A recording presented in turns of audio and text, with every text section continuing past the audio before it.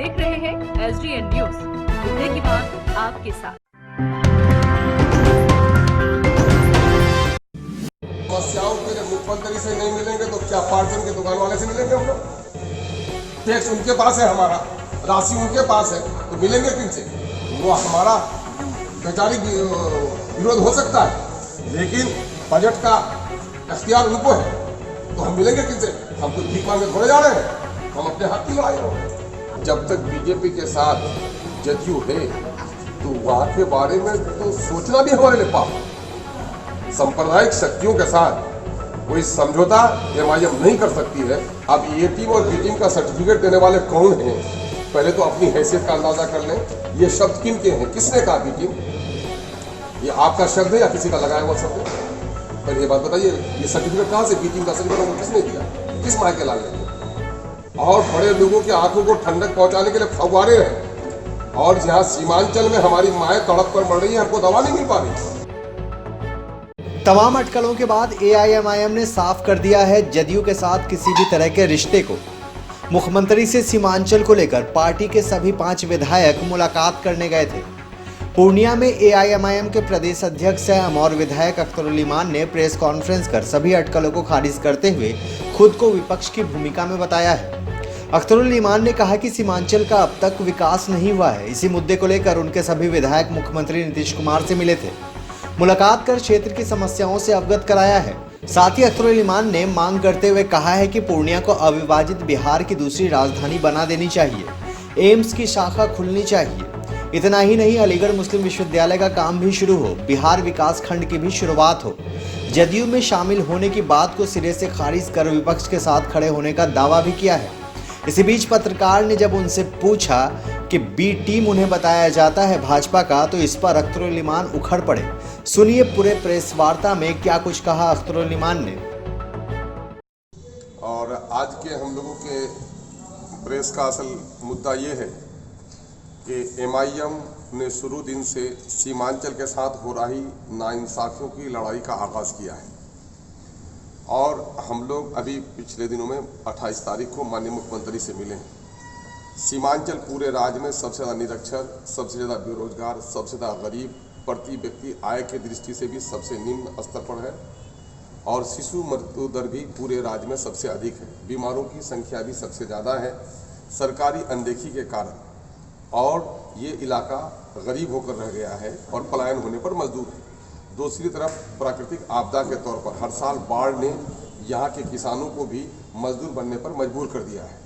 विगत 3-4 वर्षों से आई भीषण बाढ़ के नतीजे में जो लोग विस्थापित हुए हैं और कटावग्रस्त परिवारों को सरकारी तौर पर कोई मुआवजा नहीं दिया गया है, और जो कटाव रोधक कार्य भी नहीं कराए गए हैं, घनी नदियों पर पुल का निर्माण भी नहीं हो सका है।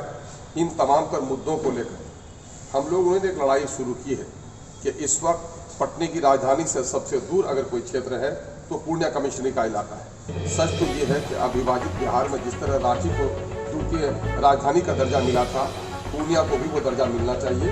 यहाँ एम्स का ब्रांच होना चाहिए। अलीगढ़ की 7 के काम में तेजी बढ़ानी चाहिए। आबादी के अनुरूप यहाँ पर शैक्षणिक संस्थान और स्वास्थ्य केंद्र खोले जाने चाहिए, और यहाँ पर रोजगार की उन्मुखी कार्यक्रम चलाए जाने चाहिए, और छोटे छोटे जो यहाँ पर इंडस्ट्रीज स्थापित हो सकते हैं उसके लिए प्रयास किया जाना चाहिए। सरकार ने अब तक इस मामले में अनदेखी की है।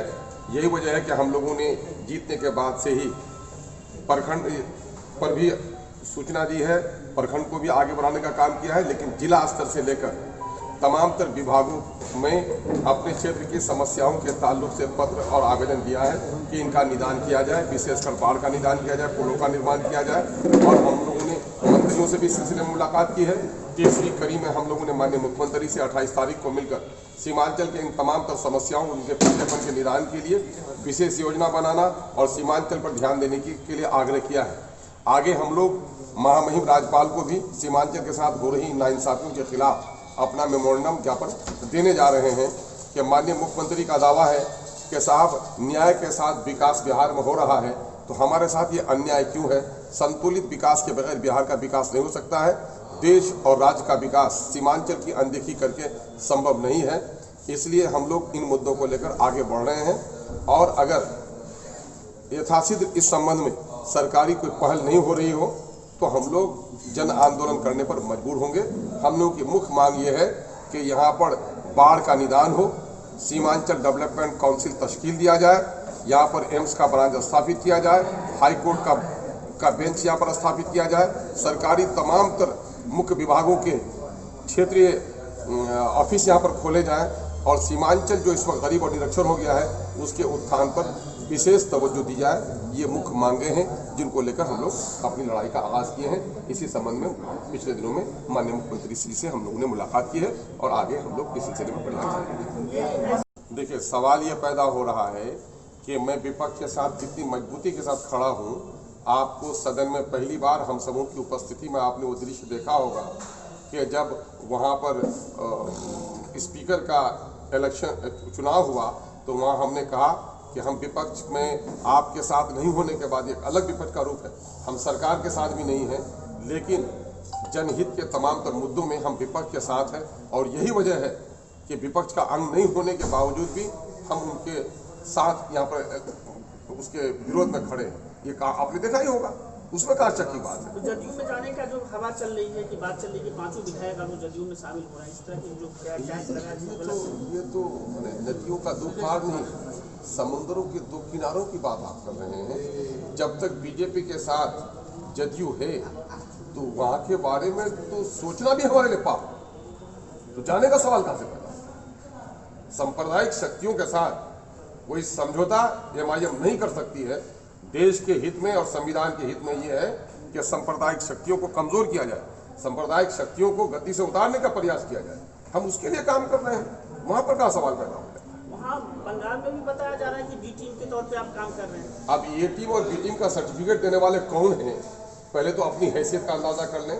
ये शब्द किन के हैं, किसने कहा बी टीम? ये आपका शब्द है या किसी का लगाया हुआ शब्द है? पहले ये बात बताइए, ये सर्टिफिकेट कहाँ से, बी टीम का सर्टिफिकेट किसने दिया, किस माह के लाल ने दिया? सवाल ये पैदा होता है कि हम कुर्सी की लड़ाई नहीं लड़ रहे हैं, हम पूरे देश में दलितों, वंचितों, अल्पसंख्यकों के हित की लड़ाई लड़ रहे हैं। हम मंत्री और मुख्यमंत्री और प्रधानमंत्री की लड़ाई नहीं लड़ रहे हैं। बाबा साहब भीमराव अंबेडकर की अध्यक्षता में बने हुए संविधान के अनुरूप इस देश में अगर सबके वोट की कीमत बराबर है तो इस देश में सबको जीने का हक बराबर का होना चाहिए, सुविधाएं सबको बराबर की मिलनी चाहिए। हमारी शुरू दिन से ये लड़ाई है कि शहरों में आज कहीं न कहीं से लोकतंत्र पूंजीपतियों के हाथ की में बांदी बन गई है, गुलाम बन गया है। और आज शहरों में कुत्तों के लिए भी हॉस्पिटल खुले हैं और बड़े लोगों की आंखों को ठंडक पहुंचाने के लिए फव्वारे हैं। और यहाँ सीमांचल में हमारी माएँ तड़प कर मर रही है, हमको दवा नहीं मिल पा रही। 1.5 लाख की आबादी में अमोर वैसा में जाकर के देख लीजिए, एक डॉक्टर हमको नहीं है, 600 बच्चे हैं और 2 टीचर स्कूल को मजाक उड़ा रहा है। हमारे लोगों को रोजगार नहीं मिल पा रहा है। दिल्ली, पंजाब, मीरठ, मलियाना, मद्रास जाकर के लोग पलायन करके अपना 2 वक्त की रोटी कमा रहे हैं और बिहार सरकार को हम दोहरा टैक्स दे रहे हैं। कमाते बाहर है और टैक्स बिहार के विकास को दे रहे हैं और बिहार सरकार हमारे लिए कुछ भी नहीं कर पा रही है। और सीमांचल के पूरे क्षेत्र की जो अनदेखी की है, उस तरह देश के उन क्षेत्रों में जो क्षेत्रीय असंतुलन है और जो जिस आबादी के साथ सौतेलेपन का व्यवहार किया जा रहा है, उसकी आवाज है हमारी। देखिए, हम लोग अभी मेरे मेमोरेंडम में जो प्रेस नोट है, प्रेस नोट में आप देख लीजिएगा कि हम लोगों ने ये भी कहा है कि सीमांचल में मक्का, गेहूं, धान इत्यादि फसलों की एमएसपी के दरों पर सुसमय खरीदारी हो और किसानों के आंदोलन में पूरे तौर पर हम साथ हैं। हमारे नेता भी साथ हैं, हम लोग भी साथ हैं। हम लोग अपने क्षेत्रीय स्तर पर धरना वगैरह का प्रोग्राम अभी वो बना रहे हैं। कई जगह हम लोगों ने छोटी मीटिंग कई मीटिंगें हम लोगों ने की है और इसको और हम लोग धारदार तरीके से करने की पूरी तैयारी कर रहे हैं। प्रेस के साथ भी हैं। देश में जो प्रेस की आज़ादी को छीना जा रहा है ना, और अच्छे, निष्पक्ष और सत्य के पत्रकारों को जो जेल भेजने का पाप चल रहा है, ये अंग्रेजों के दौर की कहानी को याद दोहराई जा रही है।